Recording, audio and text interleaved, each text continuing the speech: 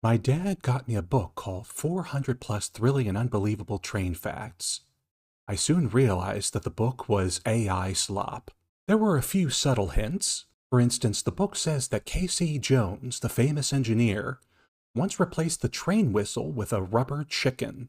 First off, no he didn't. And secondly, how on earth would that even work?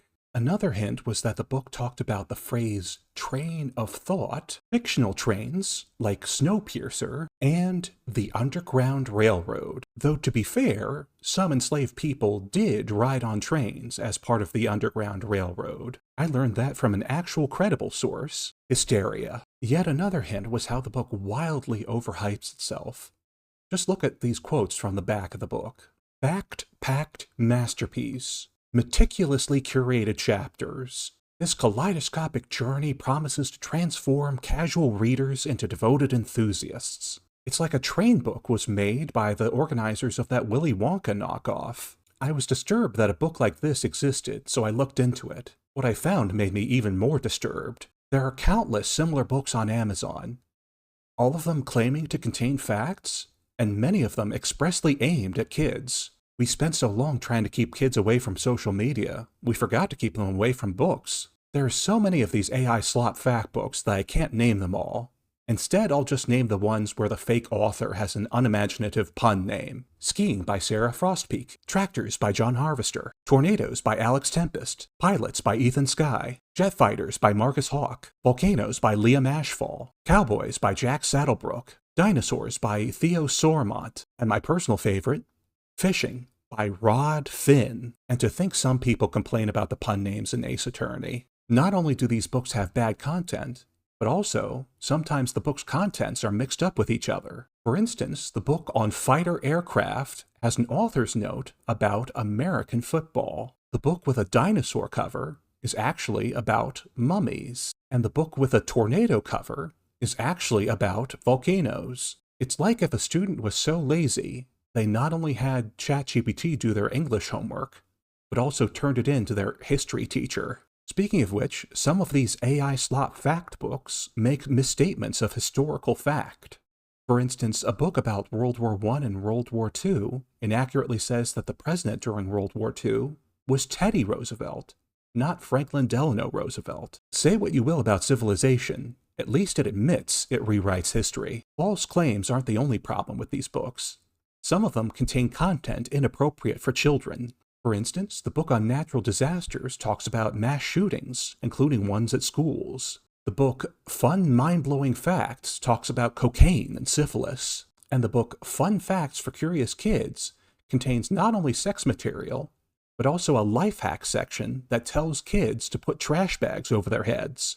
The only one who needs a bag over their head are the people behind this scam in the first place. These false claims and inappropriate content are dangerous because they're presented as facts in a package that can seem professional, especially to two groups: kids, who these books are expressly targeted at, and older people, who are likely to buy these books for their kids and grandkids. Both of these groups are especially vulnerable. Older people are used to thinking that only humans can make books. Meanwhile, kids often take things at face value. As the comedian Pete Holmes once pointed out, when you're a kid, you think that the Terminator is real. Speaking of AI takeovers, that's exactly what's happening with books. It's already happened with online content, like AI slop articles, AI slop images, and AI slop videos. But now, AI slop is spreading from the internet into the real world. Most people know, or should know, to be skeptical of things you see online. But books are way easier to take seriously. True, a scammer could always put out a book with false claims, but now, thanks to AI, a scammer can put out books faster than any human ever could. It's like AI is trying to beat out COVID as the fastest spreading threat of the 2020s. This has been a problem for years now. There are several articles talking about how, when a real book comes out, it's followed by AI copycats or companion books, damaging authors' reputation and revenue. And these AI slop fact books are even more insidious because they claim to contain facts for kids. We don't let cigarettes have flavors like candy, and yet we let AI slop books have colorful covers like candy. And this problem will only become worse with time. As there are more and more AI slop fact books, they'll start feeding on each other and getting even further away from the truth. Dan Houser, co-founder of Rockstar, put it well. It's sort of like when we fed cows with cows and got mad cow disease. One potential solution to all this would be if Congress or Amazon finally banned AI slop books. Sure, it would mean slightly less profit for a multi-trillion-dollar company, but Jeff Wastedow can afford it. He saved so much money by gutting the Washington Post. It might be the first time someone saved money by giving a bribe. Of course, I wouldn't hold my breath waiting for Congress or the companies that control it to do the right thing. So it's up to the people to make a difference. One good idea would be to boycott Amazon, as if there weren't already enough good reasons to do that.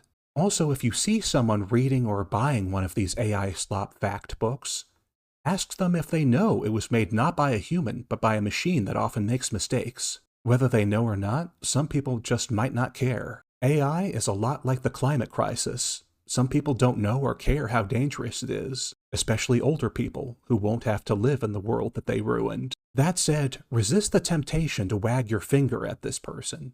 Remember that they're not the bad guy. That would be the people behind this scam in the first place. For instance, when I asked my dad if he knew that the book he gave me was AI generated, he was surprised.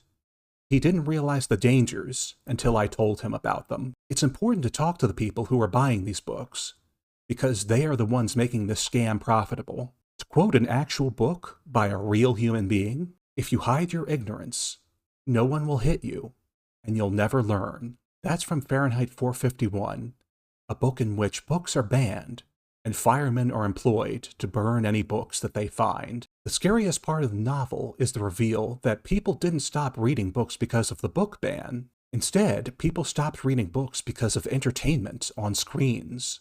By the time books were banned, hardly anyone cared. The same thing could happen to human-made books, unless we stop it. Thanks for watching, like and subscribe for more, and remember, AI slop has only as much power as we give it.